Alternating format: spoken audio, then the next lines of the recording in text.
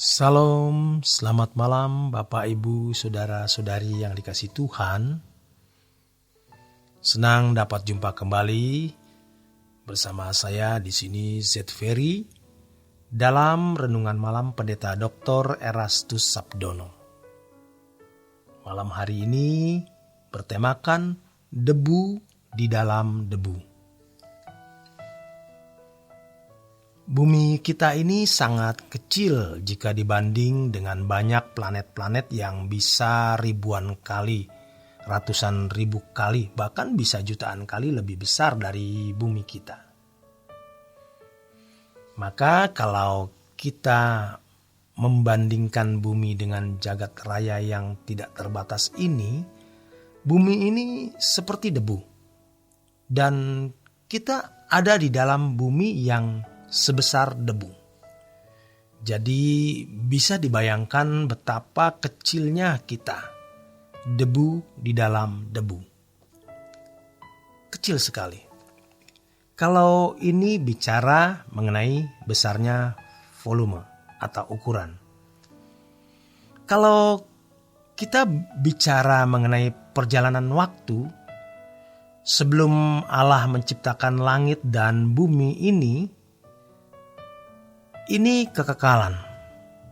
Dan sekarang berlangsung terus kekekalan sampai kekal. Jadi 70-80 tahun umur hidup kita ini seperti debu juga. Jika dibanding dengan kekekalan, mungkin lebih kecil dari yang kita bayangkan. Sebab kekekalan itu tidak terbatas. Sementara kita hanya punya waktu 70 sampai dengan 80 tahun atau lebih sedikit. Seandainya kita hidup 1000 tahun juga seperti debu. Dan kenyataannya tidak ada manusia yang usianya lebih dari 1000 tahun. Karena memang Tuhan berkata, pada hari kau makan buah itu, kau mati. Di dalam kehidupan kita ini, kita yang kecil, debu dalam debu, bahkan tidak kelihatan, kita mau menjadi orang-orang yang menerima kemuliaan yang Allah janjikan. Allah memedulikan kita, Allah mengasihi kita. Maka kita tidak mau dan memang tidak boleh menyia-nyiakan kesempatan yang Allah berikan. Kita debu di dalam debu, tapi Allah berkenan memperhatikan kita dan mengasihi kita. Kita debu dalam debu, namun di waktu 70-80 tahun umur kita hidup ini, Allah pun berkenan melawat kita. Jadi kalau kita menjadi sangat ekstrim, kita hanya memikirkan Tuhan saja, itu tidak berlebihan sama sekali.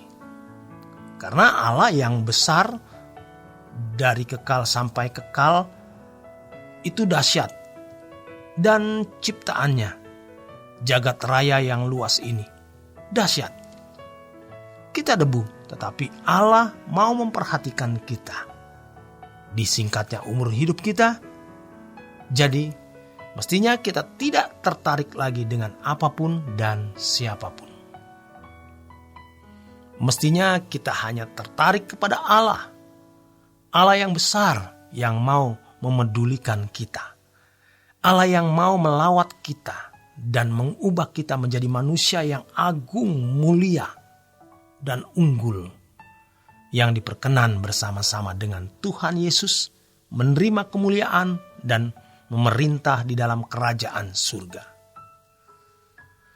Namun sejujurnya kita telah banyak melakukan kesalahan. Kita tidak sungguh-sungguh berani ekstrim dengan Tuhan. Kita tidak berani benar-benar fanatik dengan Tuhan. Orang yang ekstrim dan sangat ekstrim dengan Tuhan tidak akan menjadi bencana bagi orang lain.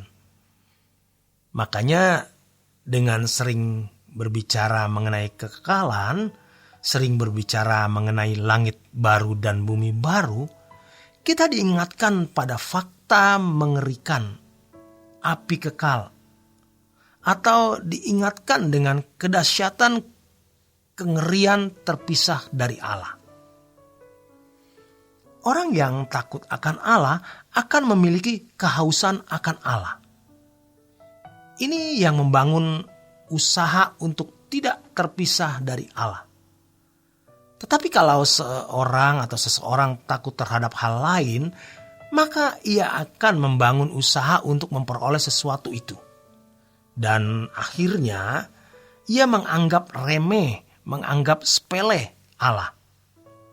Dan kalau orang sudah menganggap sepele Allah, kehausannya hanya ditujukan kepada yang lain. Ia pasti tidak takut akan Allah. Setelah melewati berbagai pergumulan hidup dan dengan bertambahnya usia, kiranya kita pada akhirnya memilih untuk berlabuh di dalam Tuhan. Dan ini adalah berkat abadi. Tentu kita harus bekerja, berkarir, mengurus rumah tangga, memenuhi tanggung jawab kita, sebagaimana seharusnya kita hidup sebagai manusia yang bertanggung jawab. Tetapi semua itu kita lakukan hanya untuk Tuhan. Karena firman Tuhan mengatakan, baik kamu makan atau minum atau melakukan sesuatu yang lain, lakukanlah semua itu untuk kemuliaan Tuhan. 1 Korintus 10 ayat 31. Dan inilah kesempatan yang tidak akan pernah terulang selama-lamanya. Kesempatan sekali-kalinya, yang pertama dan yang terakhir. Kita harus memandang Allah sebagai satu-satunya kebutuhan kita. Dan kalau orang membutuhkan Allah, ia akan memiliki kehausan dan kelaparan akan Allah. Seperti halnya orang sakit yang membutuhkan dokter. Pertanyaannya, apakah kita merasa haus akan Allah atau haus kepada hal lain? Kalau kita tidak merasa haus akan Allah karena masih mengingini perkara-perkara dunia, maka kita tidak merasa sakit. Dengan jujur, kita harus menyadari keadaan yang menyedihkan di dalam diri kita ini, di mana kita tidak berkeadaan serupa dengan Allah, sehingga kita tidak menemukan kemuliaan Allah. Orang yang tidak menemukan kemuliaan Allah dalam dirinya tidak menemukan Allah. Ketika kehausan dan kelaparan ditujukan kepada yang lain, maka seseorang tidak memperoleh apa-apa dari Allah. Walaupun bertahun-tahun menjadi jemaat, aktivis, bahkan pendeta, dia tidak mendapat apa-apa. Pengetahuan teologinya mungkin bertambah, khotbahnya lebih lancar dan fasih. Namun kehidupan rohaninya sebenarnya kering. Dan setan begitu cerdiknya membuat orang tidak merasakan kekeringan itu. Demikian kebenaran firman Tuhan malam hari ini. Selamat berjuang, selamat beristirahat. Tuhan memberkati.